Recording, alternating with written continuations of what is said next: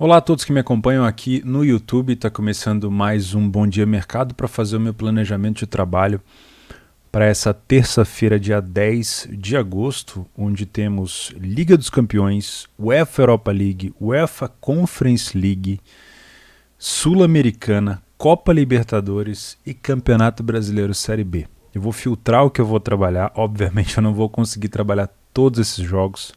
Vou manter o meu planejamento focado nos jogos e nos times que eu costumo trabalhar e acompanhar. E vou fazer essa filtragem aqui com vocês. Beleza? De antemão, se você faz trade esportivo, se você gosta de trade esportivo, não deixa de se inscrever neste canal. Conferir os links aqui na descrição. Pode abrir a descrição, tem vários links aí. Inclusive um curso gratuito de trade que vai provavelmente dar um caminho para começar. Principalmente se eu falar alguma coisa aqui e você não entender muito bem, provavelmente você está precisando de um conteúdo mais básico que vai te levar até um nível mais avançado. Tá bom? Vamos começar falando então desse dia 9/8. Bom, eu trabalhei basicamente a Copa da Alemanha, que foram os jogos que eu separei ontem. Vitória Colônia com Hoffenheim, Kaiserslautern contra o Gladbach, incluindo eu também fiz o jogo do Ingolstadt com o Aui e também espiei o jogo do Karlsruhe com o Sport Freud, acho que dá para chamar assim, né? Vamos lá. Eu tinha imaginado uma complicação do Ingolstadt nesse jogo contra o Aui, porque o Aui costuma se fazer de morto e se defender bem, mas hoje o Aui não estava defendendo bem. Começou levando um gol, começou a sair para o jogo, deixar muito espaço. E olha, esse jogo aqui, eu trabalhei no over de longa exposição, teve muita chance de gol perdida. Algumas coisas eu pude tirar de proveito desse jogo, mesmo ele sendo da Copa da Alemanha, porque são dois times da Bundes 2. Então deu para levar alguma consideração desse jogo, principalmente para os próximos jogos da Bundes 2. São dois times que vieram em Ingolstadt, acabou de chegar na Bundesliga 2, o Aui já está lá há algum tempo, chegou a namorar a zona de relegation na temporada passada, e deu para ter noção ali de que os times costumam atacar. Por exemplo, o Ingolstadt faz uma transição muito boa pelo lado direito, com cortes para dentro e chutes. Fez pelo menos um gol assim, mas perderam muitos gols também. O Aui exagera do lançamento na área, no cruzamento, e se eu não me engano o melhor cabeceador deles está machucado. Tudo isso levou em consideração. Eu imaginei que o Ingolstadt se complicaria, mas depois de ver o posicionamento defensivo do Aui, eu fui explorar o mercado de gols nesse jogo e acabei ficando abraçado aqui numa longa exposição. Precisava de um pouco mais de gols por aqui, demorou a sair. O segundo saiu aos 67 e o terceiro só aos 79. Né? Vitória de Colônia e Hoffenheim, eu vim para trabalhar no mercado de gols. Trabalhei, fiquei fribetado, faltou gol aqui. Por mais que tenha 5 gols aqui, o resultado do FT foi 1-1. Isso aqui são gols na prorrogação. Né? O Hoffenheim ganhou na prorrogação de 2-1, se eu não estou enganado. É isso mesmo, 2-1 na prorrogação. Então eu fiquei fribetado também no longa exposição aqui. Deixa eu tirar isso aqui daqui. Kaiserslautern e Borussia Mönchengladbach, eu vim para trabalhar um back. Esse jogo não me deu leitura para trabalhar no back favorito no primeiro tempo, e aí não tem o que se fazer. O Gladbach marcou realmente aos 11 minutos, mas não tinha leitura para mim ainda. Talvez fosse um momento onde o Gladbach estava começando a querer dar um padrão, mas para adivinhar esse momento e estar dentro é muito difícil. Eu não quis me arriscar porque antes do gol do Gladbach, o Kaiserslautern estava muito pilhado, veio muito para cima, passava por uma fase muito ruim, passa, né, por uma fase muito ruim na terceira liga. É um time grande, mas está passando por um período horroroso e estava muito pilhado, então o Gladbach não demonstrou para mim tanta vontade, tanta marcação, pressão como eu esperava. Entrou com alguns atacantes reservas, o Embolo está machucado, o Plea estava no banco, o Thuram acho que nem voltou ainda e... Enfim, acabei ficando de fora desse gol. Paciência, e depois me expus no mercado de gols, porque o Kaiserslautern veio para cima e o Gladbach perdeu caminhões e caminhões de gols. Faz parte também. Eu fui ter um resultado positivo para gols no jogo do Karlsruhe, que foi um jogo onde eu não tinha separado nem para fazer back, ou buscar um back ao Karlsruhe, nem para trabalhar no mercado de gols, mas que no live apresentou para mim uma boa oportunidade, porque, primeiro, aqui houve uma situação que eu falei muito no vídeo que eu estou fazendo uma série de vídeos atualizando o meu curso avançado sobre o comportamento das cotações, das odds, né? E eu fiz o primeiro vídeo, vou fazer o segundo agora, O primeiro falando sobre a estabilidade de uma odd de um super favorito barra hiper favorito. Nesse caso do Causu foi ao contrário. O Causu entrou como super favorito, hiper favorito e não teve a demonstração em campo de uma superioridade. Foi um jogo até que muito mais parelho. Ou seja, o que aconteceu? Aquela odd de 1,22 começou a subir para 1,60 em coisa de 20 minutos. E isso não é normal. Para um time que entra com um padrão de hiperfavoritismo, essa correção não é normal. Ou seja, o mercado errou pelo que o Causu estava jogando naquele momento. Porém, depois do primeiro gol, aí foi muito mais tranquilo para o Causu, fez valer a sua bola aérea. Se eu não me engano, pelo menos uns 3 desses 4 gols aí foram oriundos de escanteio, lateral na área, aquele cruzamento. Enfim, o Causu é muito bom nesse fundamento. E o que eu acabei trabalhando o over à frente, quando já estava 3-0, porque o time do Sport Freund estava com uma torcida bem animada, um campo pequeno, um gramado até bem cuidado, mas não tão... enfim, um estádio não tão grande, não tão famoso assim. Parecia que um estádio mais de bairro. E a torcida muito animada, levando o time para frente. Eles começaram a sair para o jogo. Eu consegui até pegar o primeiro gol deles, que foi aqui aos 72. Frebetei a posição e logo veio o 4-1 do Causu. Foi o mercado de gols que eu tive sucesso. Então na somatória acabei ficando com uma stake de over, 10% da minha stake principal em prejuízo hoje. E o Grêmio com o Chapecoense, como eu falei para vocês, que já vai começar daqui a pouco. Eu já estou indo lá pro Betcash, eu não vou fazer, tá bom? Eu já expliquei o motivo ontem, até deu uma repercussão bem legal. Vamos agora fazer aquela filtragem pro dia de amanhã. Deixa eu mudar aqui. Dia 10. Vou tirar o Kaiserslautern, o Ingolstadt. Primeiro de tudo, Conference League ainda está naquela fase qualificatória. Eu não tenho acompanhado nenhum dos times, então esse jogo aqui provavelmente eu vou pular.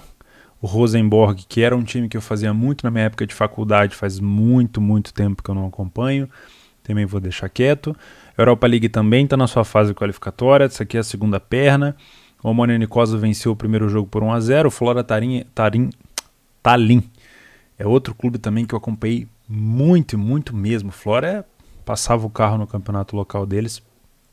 E eu tinha comentado no primeiro jogo que o Omonia estava com uma odd muito baixa, de 1,40 e poucos. Eles venceram apertado por 1-0. E o Flora com essa odd ainda de 3,10 em casa. De novo um favoritismo para o Omonia Nicosia, agora fora de casa. Não sei se o Flora está passando por um período tão ruim assim.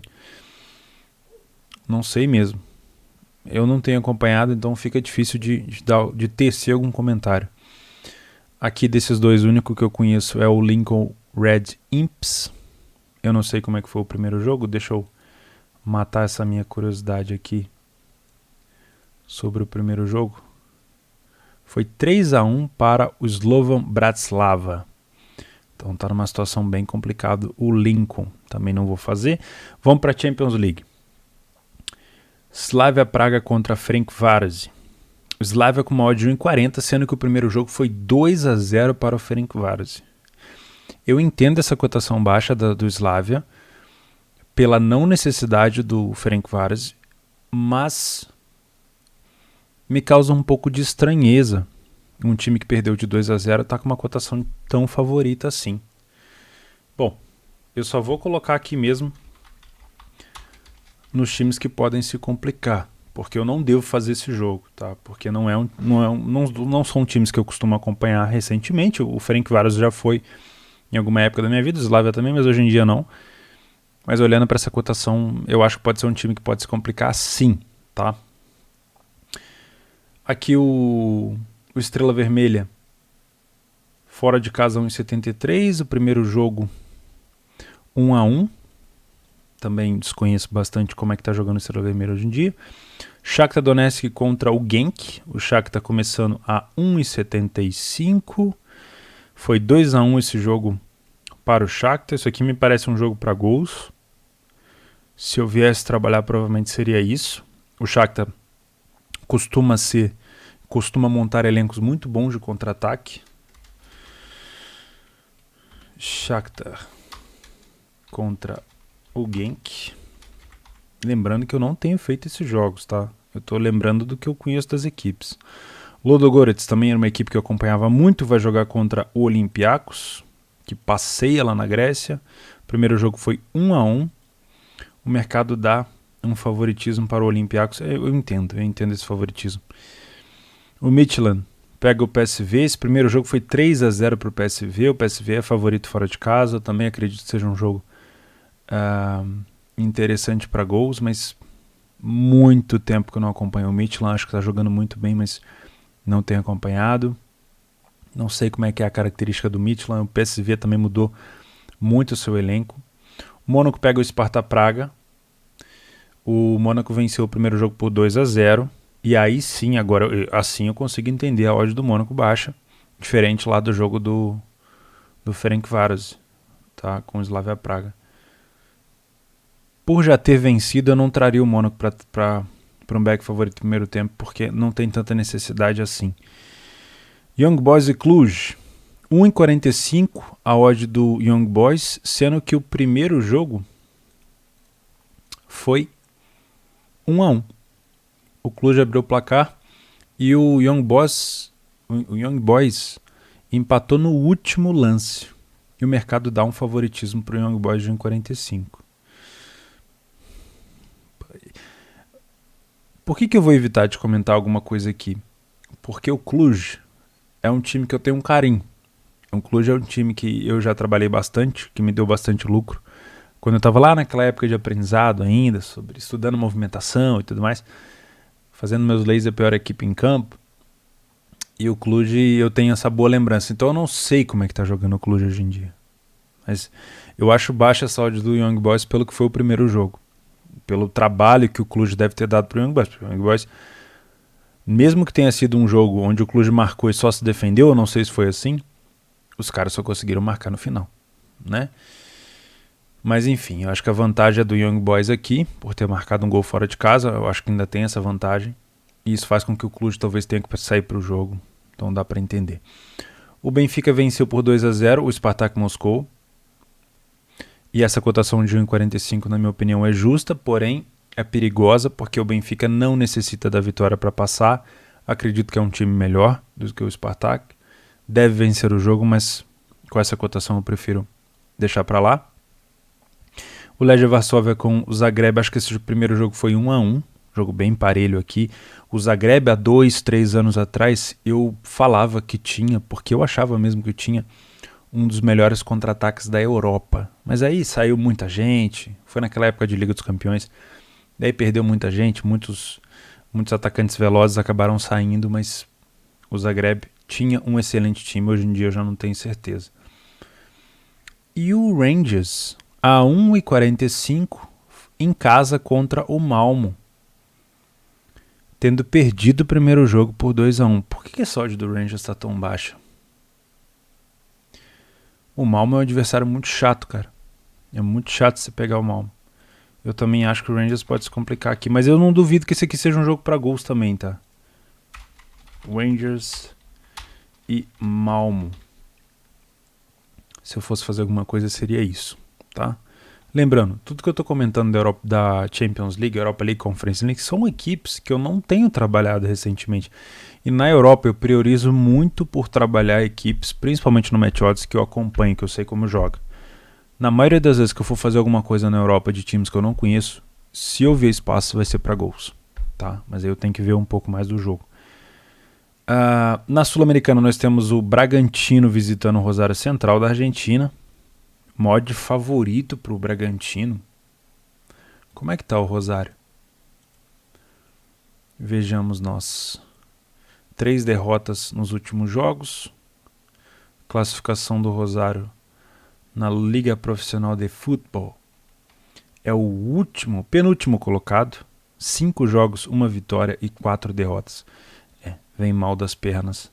O Rosário dá para sim respeitar então e entender essa cotação um pouco mais baixa do Bragantino. Deixa eu ver se eu consigo ver essa odd do Bragantino na Betfair, uma odd mais justa aqui pra gente ter certeza. Aqui, ó, 2,32, bem diferente dessa cotação aqui, né? Consigo entender esse favoritismo, entre aspas, o favoritismo do Bragantino contra o time do Rosário Central. Vou trazer para um layer para a equipe em campo. Rosário, sem acento, contra Bragantino. São Paulo e Palmeiras na Libertadores. Bom, quem é palmeirense e São Paulino sabe que o São Paulo vem tendo bons desempenhos contra o Palmeiras. São Paulo vem causando uma grande dificuldade para o time do Palmeiras. Isso também inclui o Crespo, né? Se eu não me engano, foram 4 confrontos com o Abel, 2 vitórias e 2 empates, isso incluindo o título do Campeonato Paulista. E por mais, vamos dar uma olhada na cotação aqui, ó. Cotação da Sul-Americana Libertadores. Essa cotação da Libertadores de 2,90 mais ou menos assim do São Paulo fora de casa, ou seja, um favoritismo para o Palmeiras. Favoritismo não, né? Vamos ser sinceros, isso aqui é cotação de jogo parelho. Eu vejo uma pequena vantagem do São Paulo contra o Palmeiras por uma questão muito simples de posicionamento. O São Paulo dificulta muito a saída de bola do Palmeiras. O São Paulo marca muito bem a saída de bola do Palmeiras. E isso, acho que em todos os jogos, principalmente com o Crespo, causou uma dificuldade muito grande para o time do Abel Ferreira. Então, obviamente, que à medida que você vai enfrentando várias vezes o adversário, você vai sabendo como lidar com ele. Eu acho que o Abel já começou a se preparar um pouco mais e vai provavelmente apresentar alguma tática diferente. Porém, eu venho com a ideia de que o São Paulo pode complicar essa vida do Palmeiras. Eu vou trazer esse jogo aqui corriqueiramente com essas cotações para um layer para a equipe em campo. O último jogo foi 0-0 entre os dois. Teve momentos de troca de superioridade espaçada, que é o que eu gosto para trabalhar o layer para a equipe em campo. Teve aquela polêmica lá do VAR no gol contra anulado e tudo mais. Eu acho que o São Paulo aqui deveria ter uma odd um pouquinho mais baixo, tá? E para fechar, o único jogo que eu vou trabalhar na Série B é o jogo do Vasco contra o Vila Nova, porque o Vasco é um dos times que eu tenho acompanhado e ele joga nessa terça-feira. O Vasco está em 9º, Vila Nova em 14º. Com essa cotação de 2 e pouco, eu também venho aqui para um possível layer para a equipe em campo. Beleza? Bom, é isso. Só lembrando vocês, antes de vocês irem embora, que nós temos uma promoção da Betfair. A Betfair pediu para avisar vocês que do dia 10 de agosto, também conhecido como terça-feira, até o dia 19, todas as pessoas que tiverem já depositado, feito cash out, já resolvido suas apostas na Betfair vão ganhar R$5 por dia. Esse crédito ele não é cumulativo, ele dura 24 horas. Então utilize, tem aqui embaixo, eu vou deixar o link para vocês descobrirem como é que é o regulamento dessa promoção, mas é bem simples. Basicamente é abrir uma conta da Betfair, já ter feito um depósito, já ter feito alguma aposta. E se você já é cliente antigo, dessa vez a promoção também é para você. Lá na parte de esportes, não é na parte de exchange. Beleza? Se você está saindo do vídeo, como sempre, não esquece de se inscrever. Tem 2 vídeos bacanas aqui para você assistir. Muito obrigado pela companhia. Uma excelente terça para todo mundo. Vambora!